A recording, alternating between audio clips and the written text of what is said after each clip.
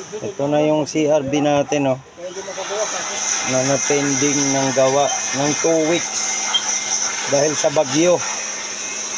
Tutuloy na natin ngayon. Ito ang issue nito ay pumatok ang camshaft. Ubos ang camshaft. Nagpalit tayo. Ayun yung partner ko, nagwapo. Andito tayo sa bahay niya. Ayan, oh. Honda CRV Gen 2 po ito.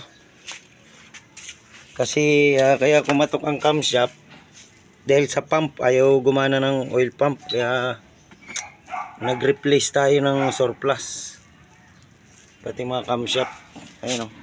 Isang set ng camshaft assembly. Ayan, oh. Ayan, oh. Makalat tayo ngayon.